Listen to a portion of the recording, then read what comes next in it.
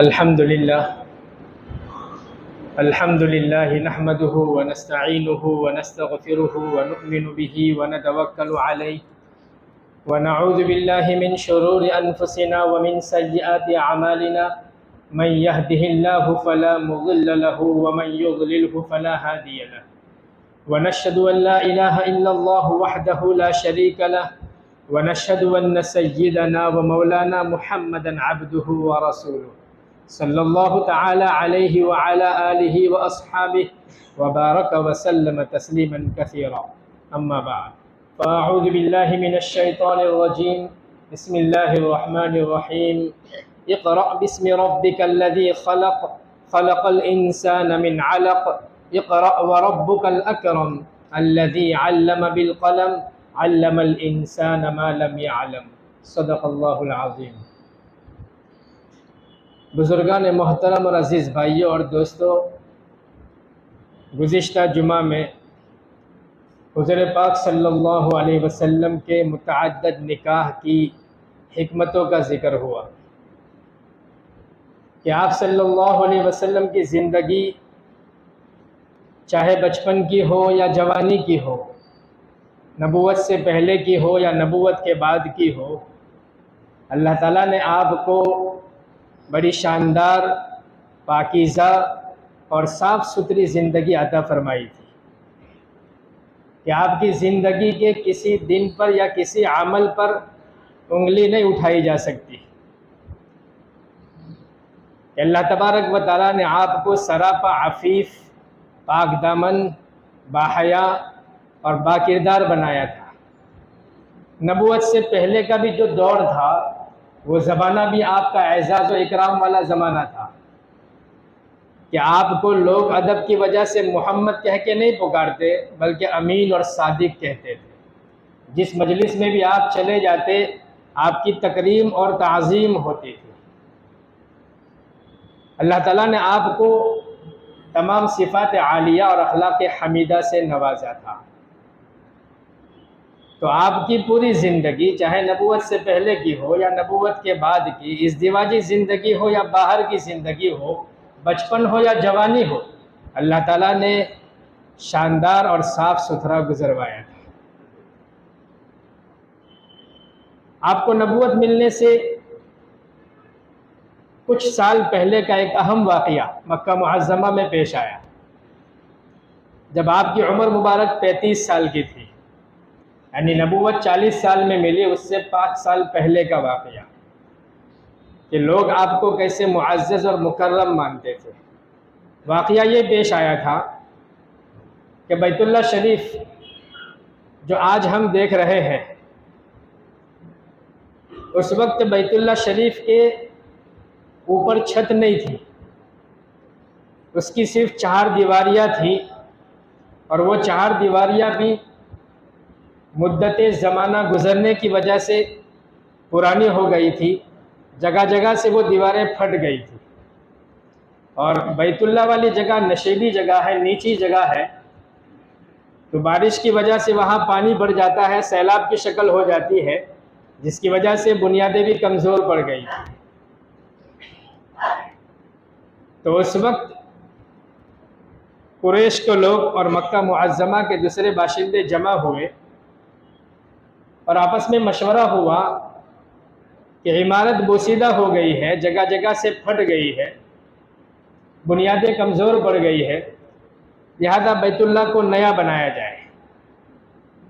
जाहिलियत का दौर था, हर तरह की बुराइयां उनमें पाई जाती थी। आमदनी जो थी हर तरह की शामिल थी, सट्टाबाजारी थी, जुआ था, ज़िनाकारी थी, बदकारी थी।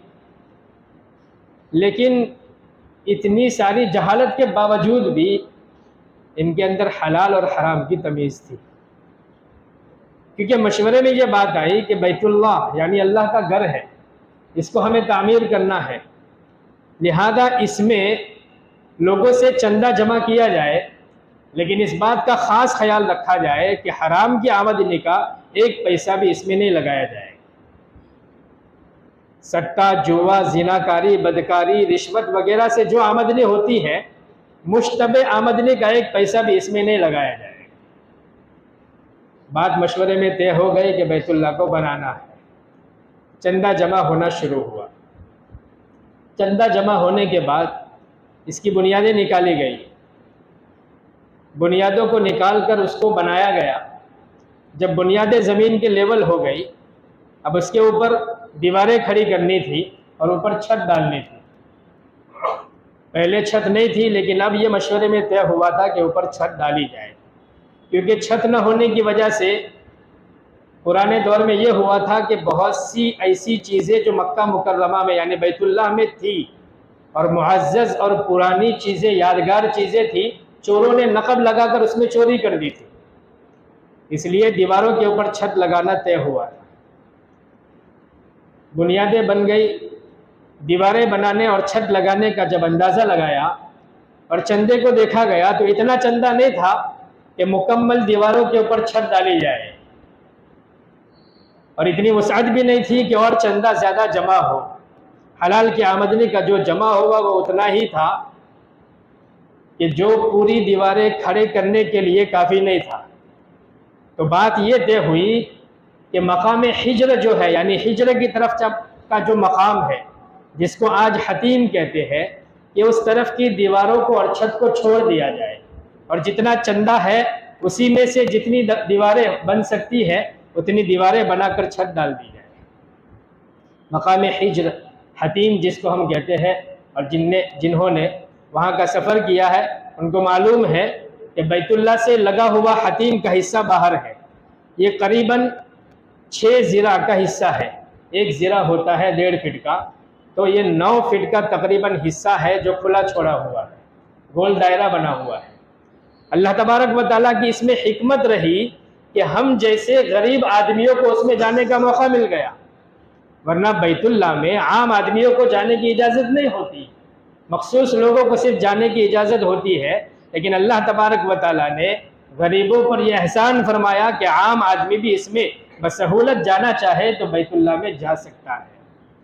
और हतीम वो जगह है जहाँ हज़रत इस्माइल अलैहिस्सलाम और हज़रत हाजरा रज़ी अल्लाह अन्हुमा की यहाँ कब्र है, और बैतुल्लाह का वो हिस्सा है।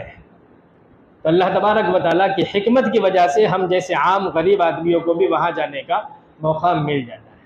तो मशवरे में ये बात तय हुई कि वो हिस्सा छोड़ दिया जाए और बाकी जगहों पर दीवार खड़ी करके उस पर छत डाल दी जाए। चुनांचे दीवारें बनाई गई, उसमें 6 सुतून रखे गए और ऊपर छत डाल दी गई। दीवारें बनाते वक्त अहम मरहला ये पेश आया कि दीवारें बनाते बनाते जब हजर अस्वद जहाँ नस्ब करना था, हजर अस्वद नस्ब करने का जब मौका आया तो उस वक्त ये जाहिलियत के दौर के लोग थे, इनके अंदर बात छिड़ गई कि हजर अस्वद को नस्ब कौन करे, क्योंकि हर कबीला ये चाहता था कि ये इज्जत हमें मिले। हालांकि कोई बड़ी बात नहीं थी कि तामीर के दौरान हजर अस्वद को कोई भी नस्ब कर दे, कोई भी रख दे अपनी जगह पर, लेकिन जाहिलियत का दौर था, लोगों के अना का मसला था कि हमारा कबीला छोड़कर कोई दूसरे कबीले वाला हजर अस्वद को लगा दे तो ये तो हमारे कबीले की बेइज्जती हुई। तो इज्जत और जिल्लत का मसला आ गया। इसकी वजह से दरमियान में बात इतनी बढ़ गई कि 5-6 दिन तक ये मसला गर्मा गर्म रहा। करीब था कि तलवारें मयान से बाहर आ जाती और जंग छिड़ जाती, आपस में कबीलों में लड़ाइयाँ हो जाती। इनमें से एक सरदार उमैया बिन मुगैरा, उसने ये मशवरा दिया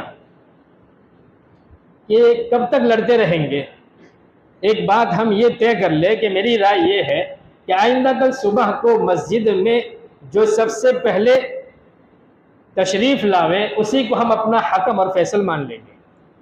जो वो फैसला करेगा हम सब उस पर राज़ी हो जाए। लड़ाई के करीब बात हो गई थी, 5-6 दिन से ये मसला चल रहा था। हर एक को ये फिक्र थी, जब इन्होंने ये राय रखी तो सबको ये राय पसंद आई और हर एक ने ये कहा कि ठीक है, आपकी बात बेहतर है कि सुबह का इंतज़ार करते हैं, रात गुजर जाए, जो शख्स सबसे पहले सुबह मस्जिद में आएगा उसी को हम अपना हकम और फैसल मान लेंगे। अल्लाह ताला की हिकमत और अल्लाह ताला की तरफ से इज़्ज़त का ये मकाम जिसके लिए मुंतखब था, मुकर्रर था, कि रात गुजरी, लोग इंतज़ार में थे कि सुबह सबसे पहले कौन आएगा। सुबह हुई तो सबसे पहले आने वाली जो शख्सियत थी वो अल्लाह के नबी हुज़ूर पाक सल्लल्लाहु अलैहि वसल्लम थे। जैसे ही सबकी नज़र पड़ी तो सब ने दूर ही से कह दिया कि ये तो सादिक और अमीन है, हम इनके फैसले पर राज़ी हैं। नबूवत से पहले का ये दौर है। आपकी उम्र मुबारक 35 साल की है, लेकिन आपको इज्जत और इकराम से देखा जाता था। मजलिस में आप कोई बात रख दे तो उसकी ताज़ीम होती थी, तकरीम होती थी। तो अल्लाह के नबी को देखकर बैक ज़बान सब बोल उठे कि ये तो अमीन और सादिक है और इनके फैसले पर हम राज़ी हैं। अल्लाह के नबी करीब आए, बात पूछी, माजरा क्या है। अल्लाह के नबी को बताया गया। अल्लाह के नबी ने फरमाया कि ठीक है, जहाँ हजर अस्वद रखा हुआ है वहाँ हम सब चलते हैं, लेकिन इससे पहले जितने कबीले के लोग हैं तमाम कबीले वाले अपने अपने कबीले में से एक नुमाइंदा तय कर लें और वो नुमाइंदा जहाँ हजर अस्वद अभी रखा हुआ है वहाँ पर आए। अल्लाह के नबी ने ये बात कही तो लोगों ने एक एक नुमाइंदा तय कर लिया। हर कबीले की तरफ से एक एक नुमाइंदा जहाँ हजर अस्वद रखा हुआ था वहाँ पहुँचा। अल्लाह के नबी ने एक चादर मंगवाई और कबीले के तमाम नुमाइंदों से कहा कि अगर तुम इजाज़त दो और तुम्हारी मर्ज़ी हो तो हजर अस्वद को उठाकर मैं चादर में रख लूँ। तमाम ने कहा कि ठीक है। अल्लाह के नबी ने रखा, फिर कहा कि ये मैंने अपनी तरफ से नहीं रखा, लेकिन यूँ समझिए कि ये तुम सब की तरफ से मैंने रखा है। सब ने कहा ठीक है। अल्लाह के नबी ने फरमाया कि अब चादर का कोना कबीले के तमाम नुमाइंदे चारों तरफ से पकड़ ले। चारों तरफ से कबीले के नुमाइंदों ने चादर के कोने को पकड़ा और जिस जगह हजर अस्वद को नस्ब करना था वहां तक ले आए। तो हजर अस्वद को उठाने में सबका हिस्सा लगा। जहां हजर अस्वद नस्ब करना था वहां पहुंचे तो अल्लाह के नबी ने फरमाया अब फिर तुम मुझे इजाज़त दो तो मैं तुम्हारी तरफ से हजर अस्वद को चादर से उठाकर जिस जगह नस्ब करना है उस जगह रख लो। सब ने कहा कि ठीक है। अल्लाह के नबी ने रख दिया। सब राजी हो गए कि हमारा हिस्सा लग गया। अल्लाह के नबी के इस हकीमाना फैसले से बहुत बड़ी जंग और लड़ाई टल गई। तो ऐसा एजाज़ और इकराम था अल्लाह के नबी का कि अल्लाह के नबी की बात पर और अल्लाह के नबी के हकीमाना फैसले पर सब राज़ी हो जाते थे।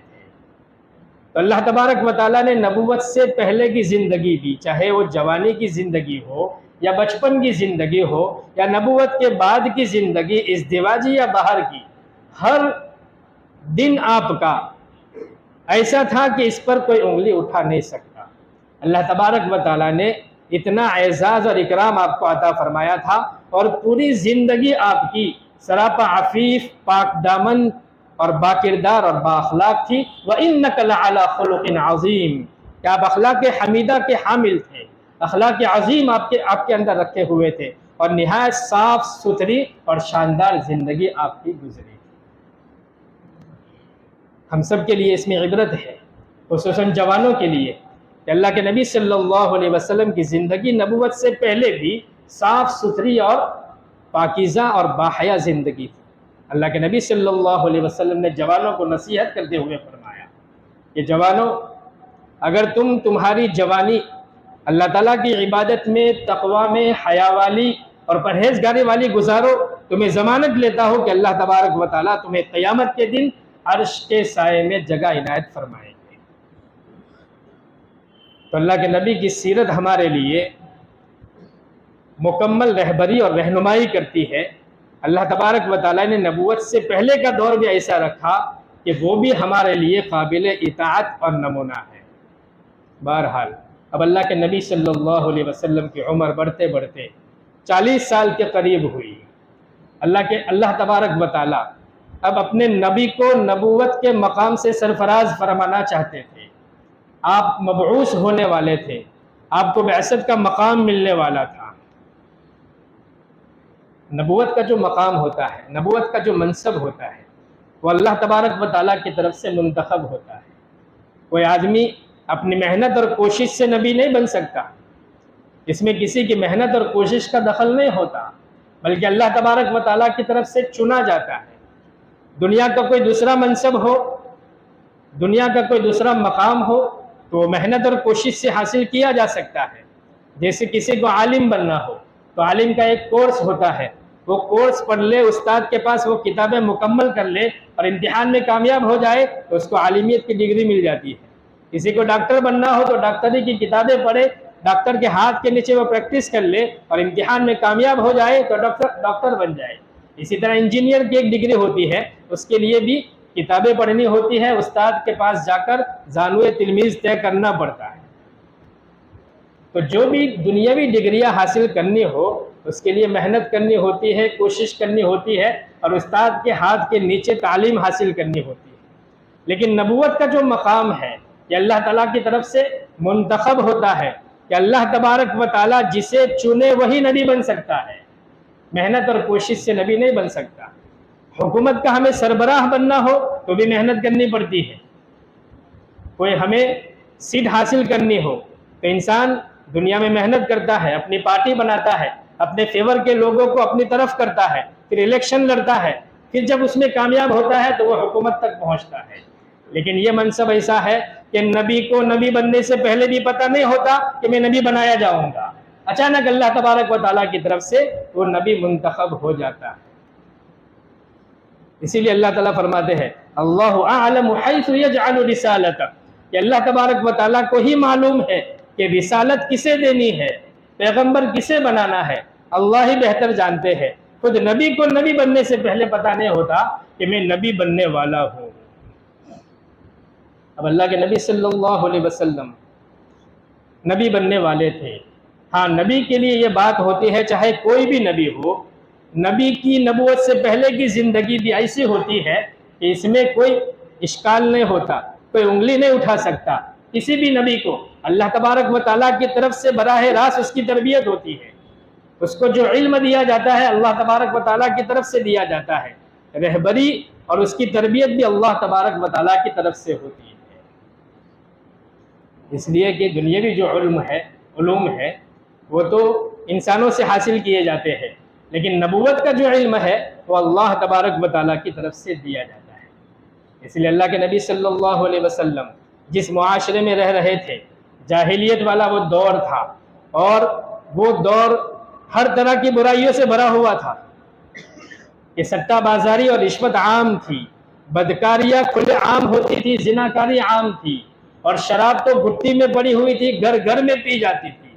और बुत परस्ती, ये जाहिलों ने हर काम के लिए बुत बना रखा था, मिट्टी और पत्थर के बुत बनाए हुए थे, हर काम के लिए अलग अलग बुत था। लेकिन नबी पाक सल्लल्लाहु अलैहि वसल्लम उसी मुआशरे में पले बड़े, लेकिन अल्लाह तबारक व तआला ने आपको इन बातों से मुतनफ़िर कर दिया था कि कुदरतन आपके दिल के अंदर इन तमाम बुराइयों से नफरत भरी हुई थी।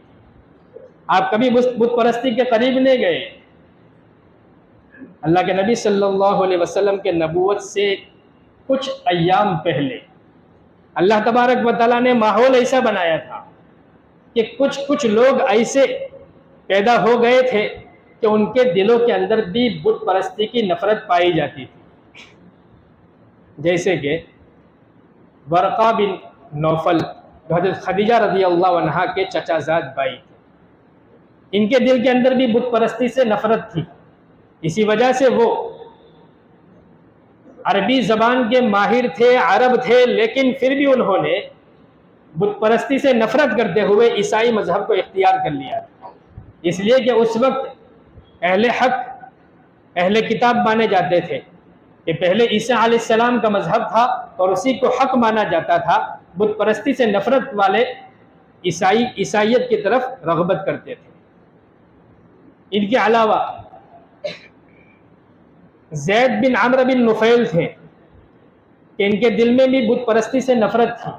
एक मरतबा इनकी अल्लाह के नबी सल्लल्लाहु अलैहि वसल्लम से नबूवत से पहले मुलाकात हुई तो अल्लाह के नबी सल्लल्लाहु अलैहि वसल्लम ने ज़ैद बिन अम्र बिन नुफ़ैल से तज़किरा किया कि अपनी कौम को देखते नहीं कि ये कैसी बुत परस्ती में मुब्तला है कि बूतों को हाथों से तराशती है, बूतों को बनाती है और इन्हीं बूतों को हाथ से बनाकर इन्हीं के सामने सजदारेज होती है।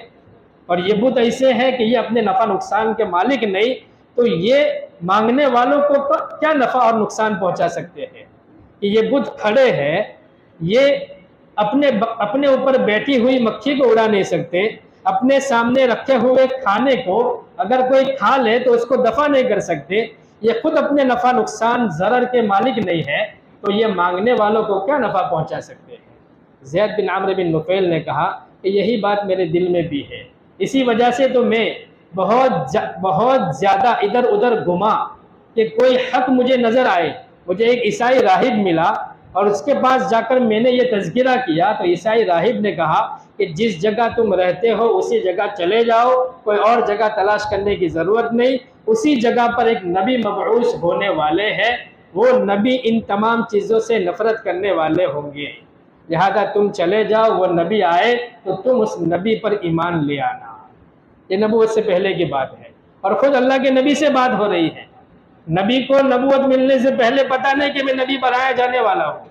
ज़ैद बिन आमर बिन नुफैल ने अल्लाह के नबी से ये तज़किरा किया और फिर ज़ैद बिन आमर बिन नुफैल ने कहा कि मैं ईसाइयत पर तो नहीं जाता, लेकिन दीन इब्राहिमी पर कायम हूँ, लेकिन बुत परस्ती से नफरत करता हूँ और नबी का मुंतज़िर हूँ।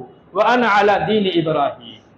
लेकिन अल्लाह के नबी को नबूवत मिलने से पहले ज़ैद बिन आमर बिन नुफैल वफ़ात पा गए, लेकिन उन्होंने इरादा किया था कि नबी का मुंतज़िर हूँ और मैं बुत परस्ती से नफरत करता हूँ, तो उम्मीद है कि वो नजात पा जाए। तो अल्लाह तबारक व तआला ने अल्लाह के नबी बनाए जाने से पहले ऐसा माहौल बना दिया था कि बुत परस्ती से नफरत करने वाले कुछ लोग पैदा हो गए। तो अल्लाह के नबी ऐसे बुरे माहौल के अंदर पले बड़े, लेकिन अल्लाह तबारक व तआला ने आपको सरापा अफीफ, पाकदामन, बाहया, बाकिरदार और बाअखलाक आपको रखा। जब आपकी उम्र मुबारक 40 साल की हो गई, रमज़ान का महीना था, अल्लाह तबारक व तआला आपको मुंतखब फरमाने वाले थे, लेकिन इससे कुछ अय्याम बल्कि कुछ महीने पहले ही अल्लाह के नबी के साथ ऐसी बातें सादिर होने लगी कि अल्लाह के नबी को सच्चे सच्चे ख्वाब दिखाए जाते और जो ख्वाब आप रात को देखते थे सुबह वही बात हो जाती थी। आपके दिल में बुत परस्ती से बहुत ज़्यादा नफरत होने लगी और आपके दिल के अंदर अल्लाह ताला की पैदा की हुई चीज़ों में गौर व फिक्र करने की बात बढ़ने लगी कि आसमान और ज़मीन किसने पैदा किया और वो कैसा अजीम होगा और इसने कैसी कैसी चीज़ें बनाई। तन्हाई आपके अंदर, तन्हाई की रग़बत होने लगी कि मैं अकेले में बैठूं और अल्लाह ताला की मखलूक के ऊपर गौर व फिक्र करूं। चुनांचे अल्लाह के नबी सल्लल्लाहु अलैहि वसल्लम ने तन्हाई के लिए जिस जगह को पसंद फरमाया वो था जबल नूर। जबल नूर पर एक चोटी है जिसको गारे हिरा कहा जाता है।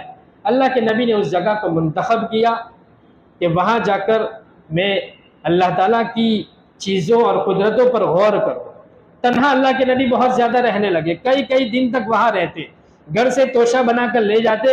हज़रत खदीजतुल कुबरा रज़ियल्लाहु अन्हा आपको खाना बनाकर देती, आप ले जाते, कई दिन वहाँ रहते, जब तोशा ख़त्म हो जाता फिर तशरीफ़ ले आते, फिर लेकर चले जाते। कई दिनों तक ऐसा होता रहा। जब आपकी उम्र 40 साल पूरी हुई, रमज़ानुल मुबारक का महीना था, तो अल्लाह के नबी सल्लल्लाहु अलैहि वसल्लम गारे हिरा में थे। गारे हिरा अल्लाह के नबी ने क्यों मुंतखब किया, उसकी एक वजह तो उलमा ये फरमाते हैं कि गारे हिरा ऐसे मकाम पर है कि उस जगह से सीधा बैतुल्लाह नज़र आता है। आज भी अगर दरमियान की बुलंद इमारों को हटा दिया जाए तो बैतुल्लाह बराह रास्त वहाँ से नज़र आएगा। और एक वजह यह भी लिखी है कि आपके दादा अब्दुल मुत्तलिब वहाँ जाकर इबादत किया करते थे, इस वजह से अल्लाह के नबी ने उस जगह को मुंतखब किया। रमज़ान का महीना था, गारे हिरा में आप तशरीफ़ फरमा थे कि सैयदुल मलाइका, फरिश्तों के सरदार हज़रत जिब्रील अलैहिस्सलाम तशरीफ़ लाए और आकर आपने कहा कि इक़रा, पढ़िए। अल्लाह के नबी सल्लल्लाहु अलैहि वसल्लम ने अचानक जब फरिश्तों के सरदार को देखा तो आपके ऊपर रौब तारी हो गया, वहशत हो गई, दिमाग के ऊपर एक रौब तारी हो गया। आपने फरमाया मा अना बिक़ारिइन, कि मैं पढ़ा हुआ नहीं हूँ। अल्लाह के नबी उम्मी थे, अल्लाह के नबी पढ़े हुए नहीं थे। कुरान ने इस सिफत को जिक्र किया है कि नबीयुल उम्मीयु, कि नबी उम्मी थे। और अल्लाह के नबी का उम्मी होना, अनपढ़ होना, अल्लाह के नबी के लिए कोई ऐब की बात नहीं थी, बल्कि ये एजाज़ और इकराम की बात थी। आज के दौर में अगर किसी को अनपढ़ कहा जाए तो ये ऐब की बात थी, ऐब की बात होती है, लेकिन अल्लाह के नबी के लिए उम्मी होना ये ऐब की बात नहीं थी। क्यों कि अल्लाह के नबी अगर उम्मी न होते, पढ़े लिखे होते, तो नबूवत के बाद अब जिन बातों को इरशाद फरमाते तो कहने वाले ये कहते कि तुमने किसी से इल्म सीखा है, किसी उस्ताद ने तुम्हारी अच्छी तरबियत की है और अच्छा इल्म सिखाया है, जिसके नतीजे में तुम ये बात कहते हो। या दूसरी ये बात होती कि तुम पढ़े लिखे थे, पुरानी किताबें तुमने पढ़ी होगी, इंजील और तौरात, और उसमें लिखी हुई बातों को तुमने याद किया और अपनी जबान में तुम उसको मुंतकिल कर रहे हो।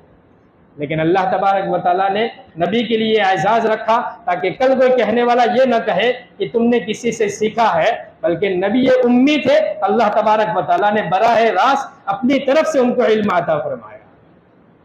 तो ये आपके लिए एजाज की बात थी कि अल्लाह तबारक व तआला ने आपको नबी उम्मी रखा, लेकिन उलूम के समंदर आपके अंदर भर दिए। अल्लाह के नबी ने फरमाया मा अना बिक़ारिइन, कि मैं पढ़ा हुआ नहीं हूँ। जिब्राइल ने आपको जोर से भींचा और दबाया। अल्लाह के नबी फरमाते हैं कि मुझे इतना जोर से दबाया कि मेरी जान निकलने को हो गई, फिर मुझे छोड़ा, फिर फरमाया इक़रा, मैंने फिर कहा मा अना बिक़ारिइन, फिर मुझसे कहा गया इक़रा, मैंने फिर फरमाया मा अना बिक़ारिइन, 3 मरतबा ऐसा हुआ। फिर मुझे कहा इक़रा बिस्मि रब्बिकल लज़ी खलक़, ये पढ़ो उस रब के नाम से जिसने पैदा किया। 5 आयतें उस वक्त उतरी। इक़रा बिस्मि रब्बिकल लज़ी खलक़, खलक़ल इंसान मिन अलक़, इक़रा व रब्बुकल अकरम अल्लज़ी अल्लम बिल क़लम, अल्लमल इंसान मा लम यअलम।